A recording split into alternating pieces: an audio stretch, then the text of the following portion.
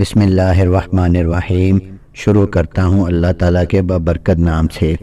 ایک دفعہ حضرت علی رضی اللہ تعالیٰ عنہ رسول اللہ صلی اللہ علیہ وآلہ وسلم کی خدمت میں پیش ہونے جا رہے تھے کہ راستے میں ان کی نظر ایک شخص پر پڑی جو مسلسل روئے جا رہا تھا۔ حضرت علی شیر خدا نے اس بندے سے رونے کا سبب پوچھا تو اس نے بتایا کہ میں ایک بہت ہی بڑا گناہ کر بیٹھا ہوں، مجھے اللہ تعالیٰ کے عذاب سے ڈر لگتا ہے، مجھے سمجھ نہیں آ رہی کہ میں کیا کروں۔ آپ حضور اکرم صلی اللہ علیہ وآلہ وسلم کی خدمت میں میری معافی کی سفارش فرما دیں۔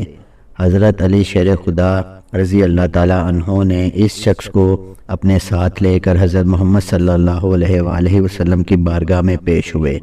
جب حضرت علی رضی اللہ تعالیٰ عنہ حضور اقدس صلی اللہ علیہ وآلہ وسلم کے سامنے گئے تو حضرت علی زار و کتار رو رہے تھے۔ حضور اکرم صلی اللہ علیہ وآلہ وسلم نے دریافت فرمایا، اے علی آپ کیوں رو رہے ہو؟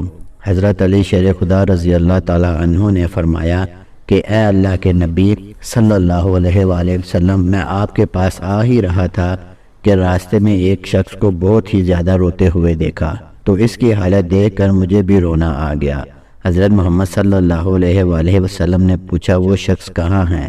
آپ رضی اللہ تعالیٰ عنہ نے عرض کیا، یا رسول اللہ صلی اللہ علیہ وآلہ وسلم، وہ شخص باہر کھڑا ہے۔ حضور اکرم صلی اللہ علیہ وآلہ وسلم نے اس شخص کو اندر آنے کی اجازت دی تو وہ بندہ آپ صلی اللہ علیہ وآلہ وسلم کے سامنے پیش ہو کر اتنا رویا کہ رسول اللہ صلی اللہ علیہ وآلہ وسلم نے اس بندے سے پوچھا، اے نوجوان کیا ہوا ہے، تم اتنا کیوں رو رہے ہو؟ اس نے جواب دیا، یا رسول اللہ صلی اللہ علیہ وآلہ وسلم، مجھ سے بہت ہی بڑا گناہ ہو گیا ہے۔ حضرت محمد صلی اللہ علیہ وآلہ وسلم نے فرمایا، مجھے یہ بتاؤ کہ تیرا گناہ بڑا ہے کہ اللہ تعالیٰ کی رحمت بڑی ہے؟ اس بندے نے عرض کیا، رسول اللہ صلی اللہ علیہ وآلہ وسلم، میرا گناہ بڑا ہے۔ پھر آپ صلی اللہ علیہ وآلہ وسلم نے فرمایا کہ تیرا گناہ بڑا ہے کہ خدا کی قدرت بڑی ہے؟ اس نے عرض کیا، یا رسول اللہ صلی اللہ علیہ وآلہ وسلم، میرا گناہ بڑا ہے۔ حضرت محمد صلی اللہ علیہ وآلہ وسلم نے فرمایا، کیا تو نے شرک کا ارتکاب کیا ہے؟ بندے نے عرض کیا، یا رسول اللہ صلی اللہ علیہ وآلہ وسلم، میں نے شرک کا ارتکاب نہیں کیا۔ حضور اکرم صلی اللہ علیہ وآلہ وسلم نے فرمایا، تو نے کسی بندے کو قتل کیا ہے؟ اس نے کہا کہ اے اللہ کے نبی، میں نے کسی کو بھی قتل نہیں کیا۔ حضور اکرم صلی اللہ علیہ وآلہ وسلم نے فرمایا کہ پھر تم نے کون سا ایسا گناہ کیا ہے جس کی وجہ سے تم اتنا زیادہ رو رہے ہو؟ پھر اس شخص نے اپنا سارا قصہ سنایا۔ اس نے کہا، یا رسول اللہ صلی اللہ علیہ وآلہ وسلم، میں کئی سالوں سے کفن چوری کر رہا ہوں۔ میں مردوں کے کفن چوری کر کے ان کو فروخت کیا کرتا تھا، اس سے جو آمدنی ہوتی تھی اس سے اپنا پیٹ پالتا تھا۔ کہنے لگا کہ کچھ دن پہلے ایک لڑکی دفن کی گئی، میں نے اپنی عادت کے مطابق اس کا کفن اتارا اور وہاں سے جانے لگا تو مجھ پر شیطان غالب آ گیا۔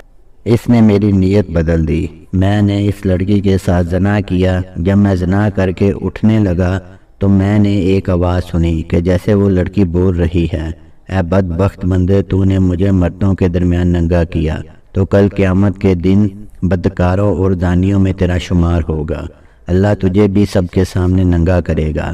وہ شخص کہنے لگا کہ اس لڑکی کی آواز کا مجھ پر ایسا اثر ہوا کہ مجھے اب اپنے آپ پر اللہ تعالیٰ کا غضب محسوس ہوتا ہے، میں خدا کی پکڑ میں ہوں۔